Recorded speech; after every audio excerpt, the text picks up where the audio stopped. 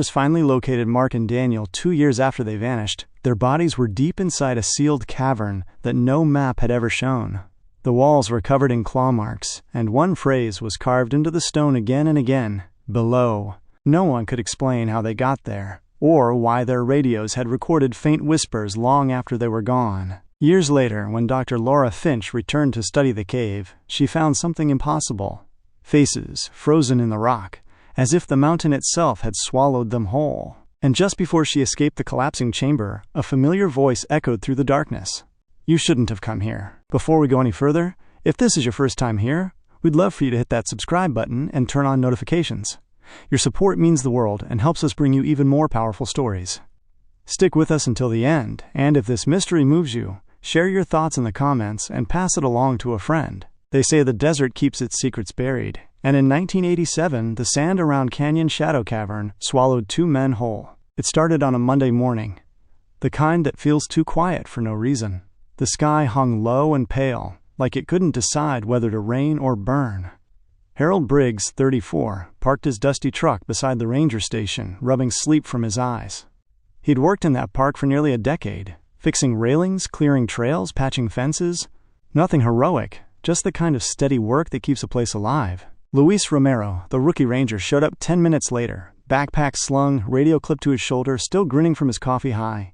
He was younger, eager, the kind of guy who believed the wilderness was a friend that just needed to be understood. Harold used to laugh at that. "Give it time," he'd tell him. "You'll learn the desert doesn't talk back." That morning, their assignment was simple. Check the ventilation shafts deep inside Canyon Shadow Cavern, one of the oldest mapped systems in that part of New Mexico. The place was off limits to visitors, a twisting labyrinth of tunnels, half of them unmapped, the other half unstable. Still, the order came down to inspect a damaged vent near the lower shaft, and Harold, being the senior hand, volunteered to go. Luis insisted on joining him.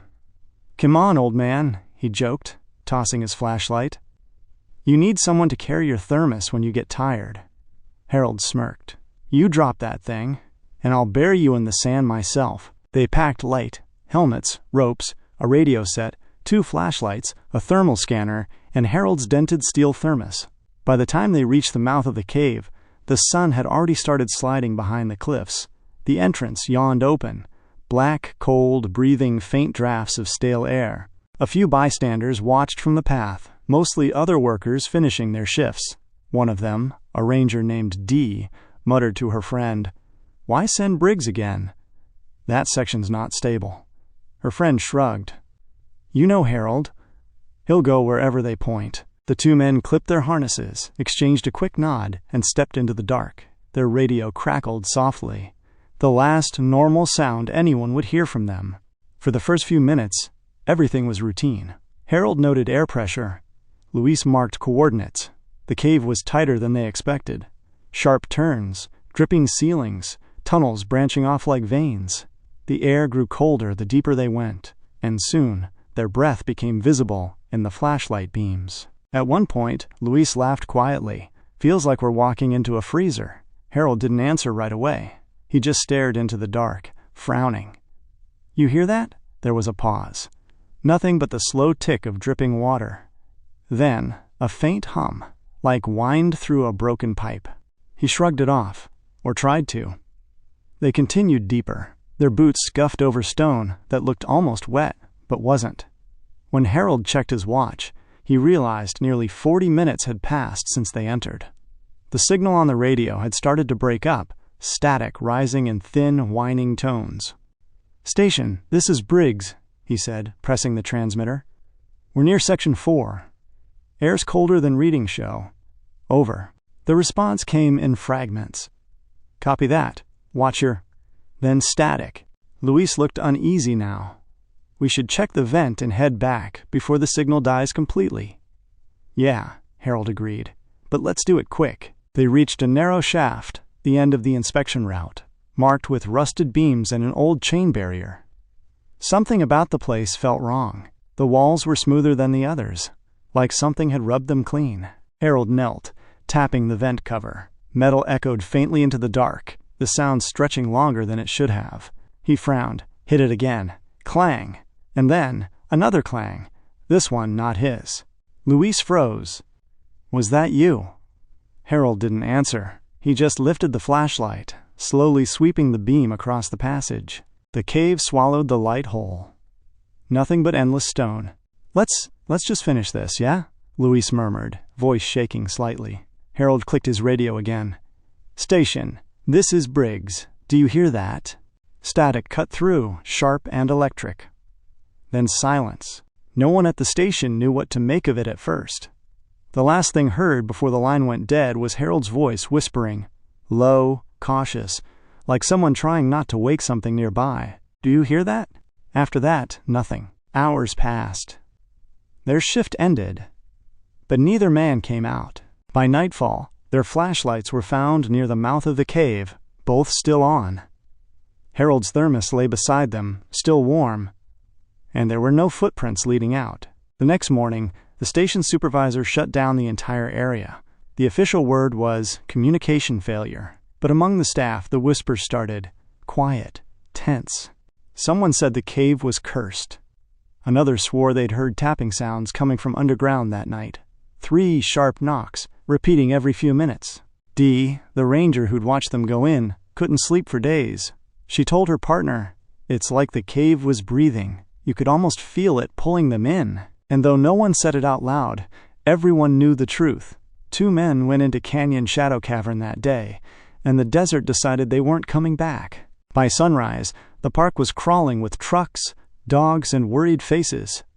A missing person alert had gone out just after dawn, and by mid-morning, Canyon Shadow Cavern looked like the staging ground of a small war. Deputy Marshal Reed stood by the entrance, one boot up on a rock, rubbing the bridge of his nose. 2 grown men don't just vanish, not this close to the surface, he muttered. A ranger beside him, Dee, crossed her arms. "You didn't hear the radio, sir. It wasn't static. There was something else in it." Reed gave her that look, the kind people give when they don't believe you but don't want to argue. "Let's just focus on finding them," he said. The first team entered at 9:12 a.m., 6 people, fully equipped with radio repeaters, oxygen monitors, and sonar mapping gear. They expected to find Harold and Luis within an hour or 2. Instead, the deeper they went, the stranger it got. Every sound in that cave carried too far. A single word bounced back like a whisper from someone standing right behind them. The air was dry, still, but somewhere ahead they kept hearing water drip, perfectly steady, every 4 seconds, like a clock keeping time. After 3 hours underground, one of the searchers, a man named Joel, froze in place. He'd heard something faint, almost like tapping. 3 knocks. Then a pause. Then 3 again. He called out, "Harold! Luis! Is that you?" No response. The team followed the sound for half an hour. Each time it seemed closer, it shifted, moving deeper, bouncing off the stone like it was alive. Back on the surface, the mood darkened. Families gathered near the ranger station, wrapped in blankets, holding coffee they didn't drink. Luis's younger sister kept asking if they'd checked the lower shafts. When a volunteer told her it was too unstable to enter, she snapped, "Then why did you send them in there?" No one had an answer. Night fell again. Teams rotated in and out, exhausted, dirt-streaked, their voices hoarse from calling names into the dark. Every few hours, someone swore they heard something faint. A cough, a whisper, a metallic echo, but it always vanished before they could trace it. By the 5th day, the operation had grown desperate. They brought in cave divers and seismic scanners. The equipment readings came back strange. Occasional blips, movements detected hundreds of feet below where any passage should have existed. A geologist on site told the marshal quietly, "It's impossible. There shouldn't be cavities that deep under this region," Reed replied under his breath. "Then tell me what's moving down there." Meanwhile, gossip spread through the nearby town. At the diner, 2 locals sat near the window, watching rescue trucks pass. One leaned over his coffee and whispered, "They're not going to find him. My granddad used to say that cave was used for rituals back in the day. People went missing there long before the park opened." The other scoffed. "Come on, man. You really think the cave's haunted?" The first one just looked out the window. "Haunted? No. Hungry? Maybe." On day 9, one of the rescue dogs, a Belgian Malinois named Scout, refused to go past a certain tunnel. It growled low, tail between its legs, ears flat. When the handler tried to pull it forward, it whimpered and backed out entirely. Moments later, one of the searchers reported a strange vibration underfoot. The ground trembled, just for a second, like a deep sigh moving through the rock. Then, silence again. That night, the Park Service ordered a temporary halt. The caves were unstable, they said. But the families weren't having it. Luis's mother screamed at one of the officials, "You left them in there! You're giving up!" Dee had to hold her as she cried into her shoulder, whispering, "We'll find them.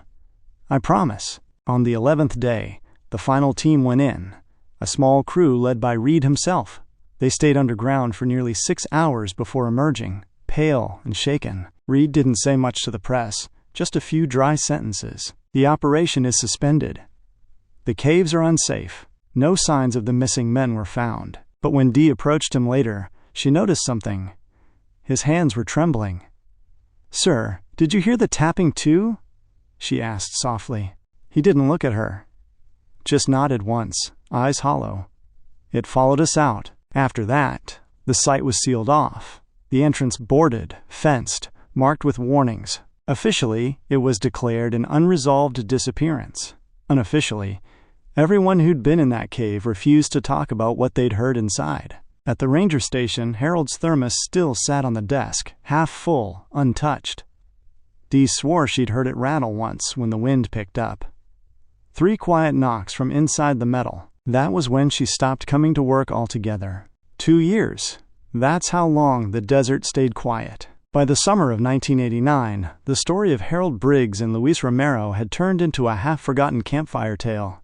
New rangers came, old ones left, and the park reopened sections far from Canyon Shadow Cavern. But no one went near that side anymore. Not even to look. The cavern entrance was sealed with steel fencing and heavy warning signs.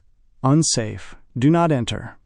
Locals said at night you could still see faint light flickering from inside, like flashlights that never ran out. Others swore they heard voices calling out for help. Soft, echoing under the wind, always around the same time the sun went down. Most folks stopped mentioning it after a while. But for Dee, the ranger who'd watched them go in, the memory never faded. She quit her job, moved to another town, tried to rebuild a normal life. Yet sometimes, she'd wake up in the middle of the night, certain she'd heard that same static from the radio, that whispering tone of someone saying, "Do you hear that?" The mind holds on to certain sounds, especially when you never get answers. In late July 1989, a new geological survey was commissioned for the park, something about updating old maps for a proposed hiking trail extension.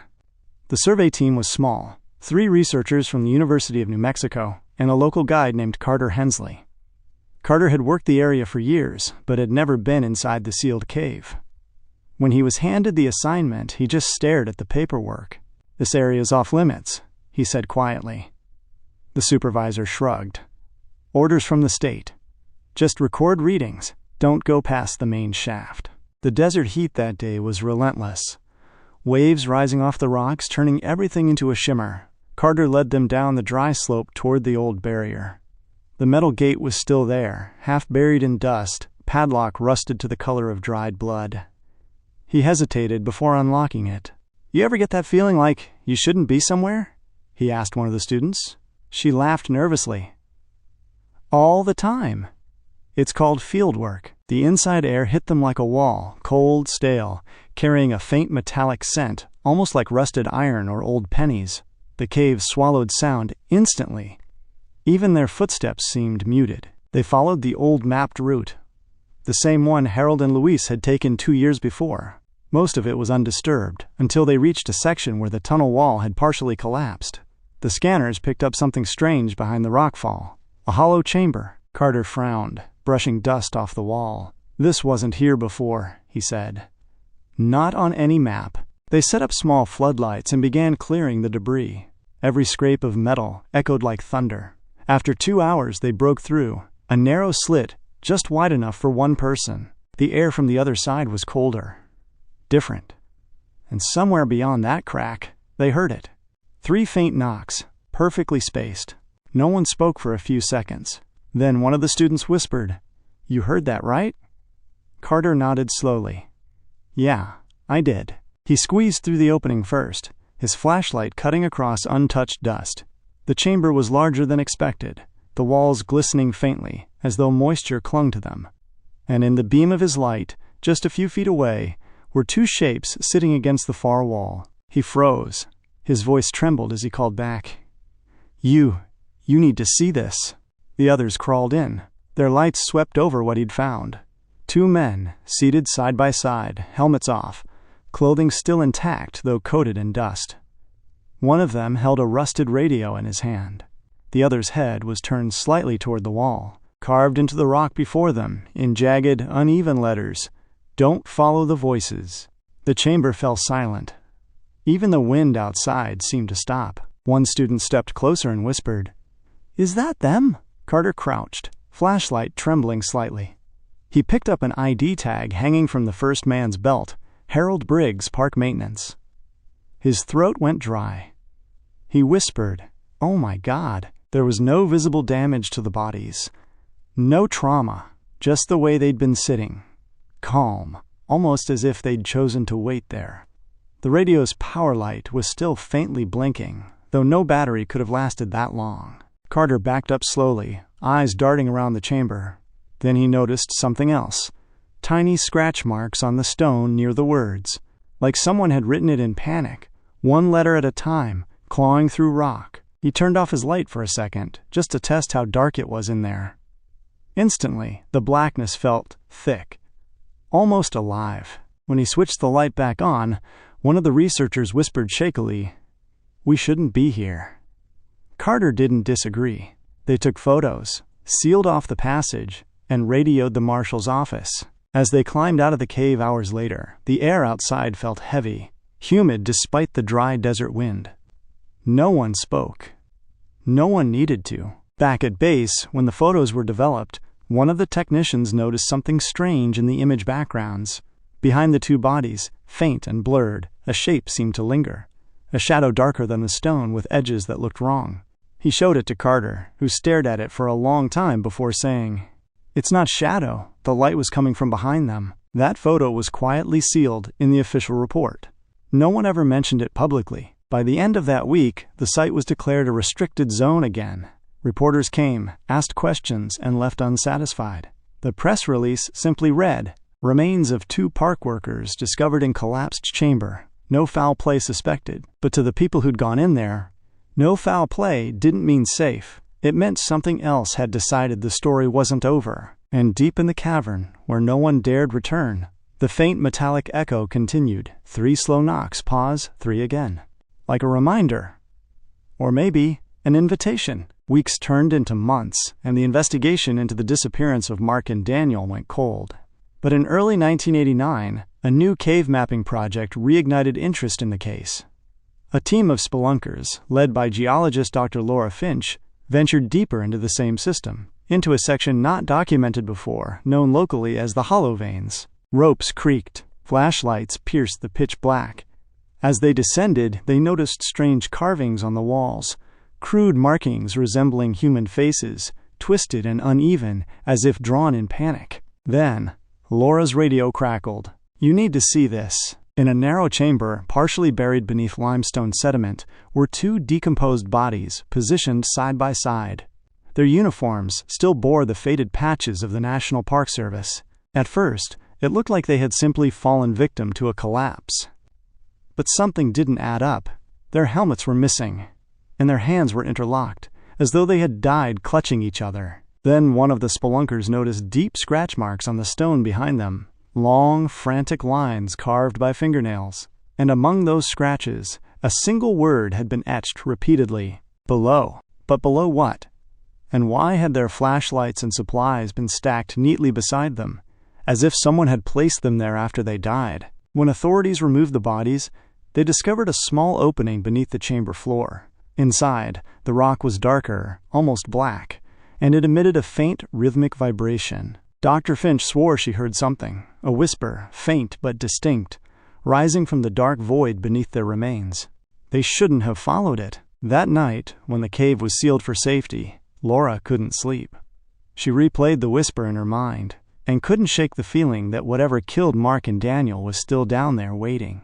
Days after the discovery, the remains of Mark and Daniel were taken for forensic examination. The official report listed their deaths as exposure and dehydration, but Dr. Laura Finch knew that wasn't the full story. Their bones showed microfractures, as if they'd been under intense vibration, and their fingernails were worn down to the flesh. Weeks later, Laura returned to the cave site, determined to uncover what lay beneath the chamber where the word below had been carved. The cave had been sealed with steel grates, but she had access clearance through the Geological Survey. As she descended alone, her radio picked up faint static, then a voice that froze her mid-step. "Laura, you shouldn't be here." It was Mark's voice, clear, trembling, and close. Her light flickered. The walls seemed to breathe, pulsing faintly as if alive. Then she noticed something horrific. The black rock under the cave floor wasn't rock at all. It was organic, like hardened flesh. Embedded within it were shapes resembling faces, screaming silently. She stumbled back, but the ground beneath her feet trembled and cracked open, revealing a tunnel that dropped into pitch darkness. From deep below, a sound rose. Not wind, not water, but a chorus of whispers, repeating over and over. They followed the call. Now it calls again. Her rope snapped taut as the cave ceiling shifted. She scrambled upward, barely escaping as the lower chamber collapsed inward, sealing the opening forever. Outside, she gasped for air. Covered in dust, her flashlight shattered. The sound had stopped. The cave was silent once more. But that night, as she reviewed her recorder, she heard it faintly again. A low hum beneath the static. Slowed down, it formed words in a voice she recognized. "Don't open it again." The following week, the cave system was permanently closed to the public. The report cited structural instability, but locals still speak of strange vibrations in the ground after midnight, as if something buried deep below was still moving. And every few years, hikers claim to hear voices near the entrance, whispering from the dark. They followed the call, and it never stopped. What do you think really happened to Mark and Daniel down there? Were they victims of an accident, or something the world was never meant to uncover? Let me know your theory in the comments. And don't forget to follow for more stories that dig deeper into the mysteries the Earth refuses to let go of.